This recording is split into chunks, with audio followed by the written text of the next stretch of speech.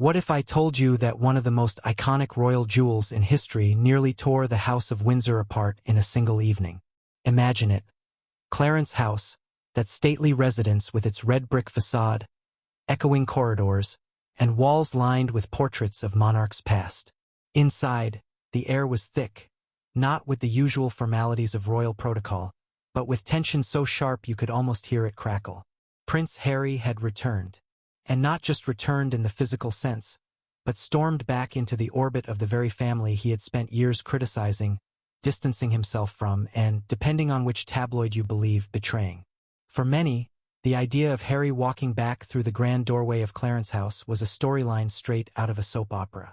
But reality, as it so often does, turned out to be stranger than fiction. But before we continue, please subscribe, like, and turn on the notification bell for more updates. The trigger for the showdown wasn't just unresolved family feuds, decades of hurt feelings, or the ongoing Meghan versus monarchy saga. No, it was a piece of jewelry. But not just any jewelry. It was the sapphire engagement ring once belonging to his late mother, Princess Diana. And here's the twist that sent shockwaves across the monarchy. Harry allegedly swiped it during his reunion with King Charles to gift it to Meghan Markle. Now, pause for a moment and think about this. Imagine being King Charles, your estranged son, who's given explosive interviews, written scathing memoirs, and turned the palace into a global spectacle. Waltzes in, and instead of reconciling with words of peace, he leaves with the very ring that symbolizes the woman Charles himself could never escape. Diana. Can you feel the tension building already? The calm before the storm. Let's set the scene properly. It was a crisp afternoon in London. The kind where the autumn leaves danced across the mall and the paparazzi clustered at their usual posts. Lenses ready, hearts pounding at the possibility of something royal happening. Inside Clarence House, however, the atmosphere was starkly different. Staff whispered in hallways. The king's aides shifted nervously, knowing full well that any interaction between Charles and Harry was bound to end either in cautious civility or explosive disaster. Harry had flown in under the radar, a visit that many assumed was designed for quiet, private reconciliation. But the truth, according to insiders, was far more complicated. Meghan, back in Montecito, had allegedly urged Harry to bring back a piece of Diana's legacy for their children. Not just any trinket, the crown jewel of her memory. The sapphire ring once meant for William's wife, now worn proudly by Kate Middleton.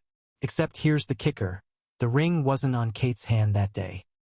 For reasons unexplained, it had been stored safely within Clarence House, kept like a relic of royal history. And Harry knew it. The return of the prodigal son. Picture the moment Harry walked through those doors. He wasn't dressed in his military regalia, nor was he wearing the California casualness of a Montecito dad in board shorts. He chose something in between. A sharp navy suit, tailored but not overly regal, a visual attempt at blending in while still asserting, "I'm my own man."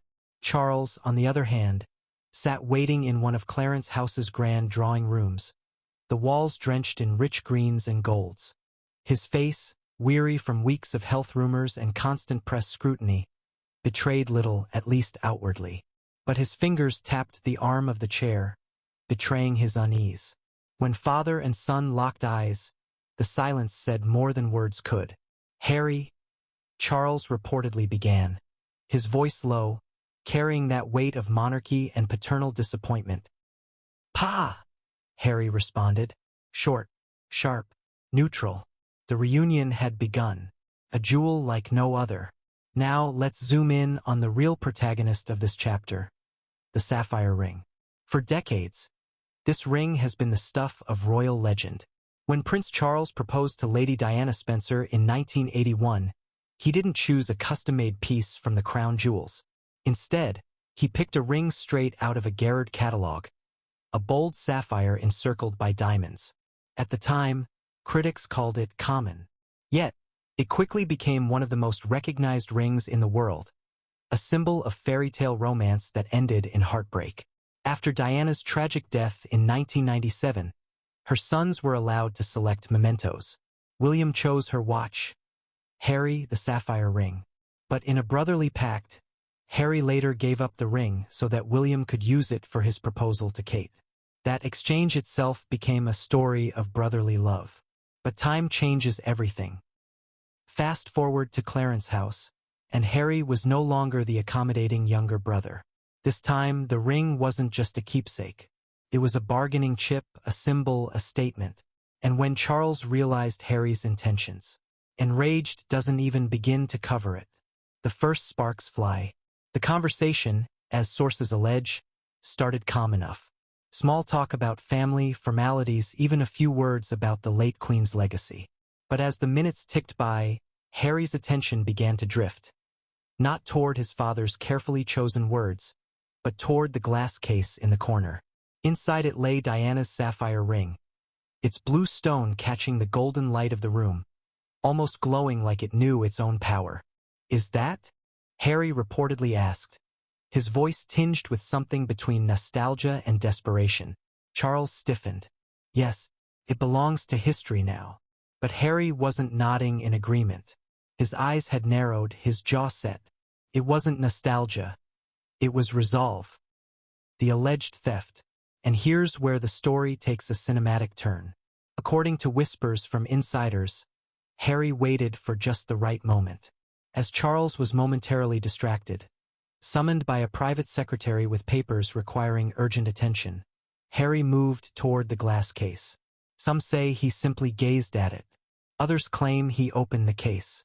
But the most shocking allegation is that he slipped the sapphire ring into his pocket. By the time Charles returned, the tension in the room had escalated into something almost unbearable. Whether Charles noticed immediately or moments later is up for debate. But what isn't debated is this. When he realized what Harry had done, the king's fury was volcanic. "Do you have any idea what you've just done?" Charles allegedly thundered, his voice echoing through the chamber. Harry didn't flinch.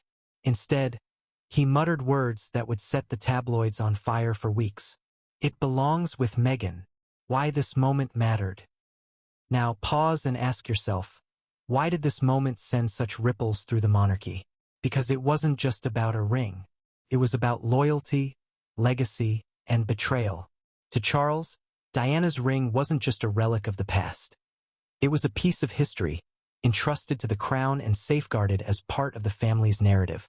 To Harry, however, it was personal. It was his mother, his memory, his inheritance. And if giving it to Meghan meant keeping Diana's spirit alive in their California exile, then so be it. But to Charles, it meant something far darker. The ghost of Diana once again overshadowing his reign, this time through the very son who had abandoned the royal fold. And thus, the battle lines were drawn. Ending cliffhanger for Section 1. What happened next at Clarence's house? Did Charles demand the ring back? Did Harry storm out, ring in hand, leaving his father speechless in his fury? Or did royal aides intervene before things spiraled completely out of control? The truth lies buried in a whirlwind of whispers, leaks, and palace denials. But one thing is certain. This wasn't just a reunion. It was a collision course between past and present, father and son, duty and defiance. And if you thought this was dramatic, just wait until you see how William and Kate reacted when they discovered Harry's alleged theft, the legacy of Diana's sapphire ring. They say some jewels carry curses, others carry blessings, and a rare few carry the weight of history itself. Princess Diana's sapphire ring isn't just a piece of jewelry. It's a symbol, a legend, a memory carved into the very heart of the British monarchy. And like all powerful symbols, it has the power to heal or destroy. But before we understand why Harry's alleged decision to reclaim the sapphire for Meghan was such a powder keg moment, we need to rewind the clock. Back to 1981. Back to a time when Diana was still the shy Sloane Ranger, the blushing kindergarten teacher who had just captured the heart, or at least the headlines, of the Prince of Wales. The day it all began. When Charles proposed to Diana, the world expected grandeur. A ring from the crown jewels, perhaps. Something dripping with centuries of royal history. Instead, Charles chose something astonishingly ordinary, or so it seemed at the time. He walked into Gerard, the royal jeweler, and picked a sapphire and diamond cluster straight out of their catalog. No customization, no exclusivity, just a ring anyone with enough cash could technically buy. Critics sneered. The press muttered. Was Charles being cheap? Or was it a sign that he wasn't truly invested in this marriage? But Diana? She adored it. She loved the bold blue sapphire, the sparkle of the diamonds, the way it stood out from traditional royal gems. Overnight, the ring became iconic. It wasn't just jewelry. It was a love story, wrapped around her finger, glittering in front-page photos, magazine spreads, and television screens across the globe, from fairy tale to tragedy. But fairy tales, as we know, rarely last in the House of Windsor. By the late 80s, the cracks in Diana and Charles's marriage were no longer whispers. They were headlines. Affairs, confrontations, and icy public appearances turned that sapphire ring into something else entirely. A symbol of duty over desire, a glittering mask hiding heartbreak. Still, Diana wore it. Through good times and bad, through the birth of William and Harry, through public appearances where she smiled for the cameras even when her heart was breaking. And when she died in that tragic Paris car crash in 1997, the ring's meaning transformed again. No longer just a marriage token, it became a relic, a memory, a piece of Diana that her sons clung to as the world mourned. The brothers pact. Here's where the story turns almost cinematic. After Diana's passing, William and Harry were given the chance to choose keepsakes from her possessions. William selected her Cartier watch, a sleek and practical token of their mother's elegance. Harry chose the sapphire ring. For years, that choice seemed final. The younger son with the ring, the elder with the watch. But fate had other plans. When William fell in love with Kate Middleton, the conversation shifted. According to royal insiders, Harry made a sacrifice. He offered the ring to William so that it could once again shine as a royal engagement piece. It was a gesture that screamed of loyalty, of brotherly love, of putting family before self. William accepted, and in 2010, when he slipped that ring onto Kate's finger during their engagement announcement, the world swooned. It wasn't just William proposing to Kate. It was Diana's legacy passing into the next chapter. The sapphire became more than jewelry again. It was a bridge between the past and the future, a mother's love carried forward by her sons. The symbolism. But let's pause for a moment. Why does this ring matter so much? Why does it ignite such emotion, even decades later? Because it isn't just about the stone. It's about what it represents. Diana's enduring presence.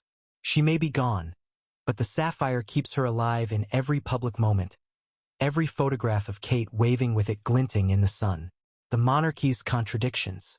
A marriage that began in illusion, crumbled in scandal, yet left behind a symbol that the monarchy clings to as proof of continuity. Brotherhood turned rivalry. That selfless pact between William and Harry, once a sign of unity, has now been weaponized as proof of betrayal. In short, the sapphire ring is no longer just Diana's. It belongs to the narrative of the monarchy itself. Meghan and the missing link.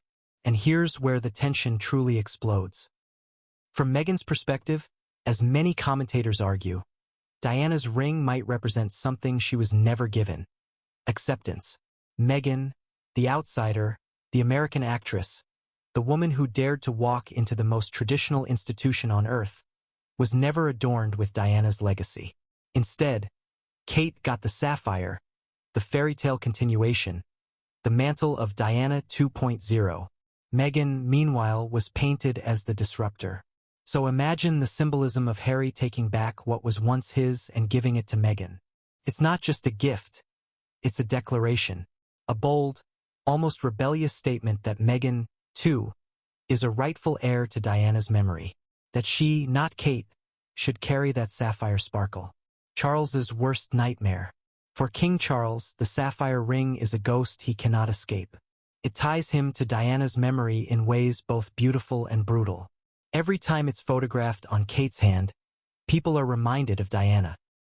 Every time it sparkles at royal events, the shadow of the past lingers. For Charles, allowing that ring to slip into Harry's possession, and worse, into Meghan's, would mean surrendering control of that narrative.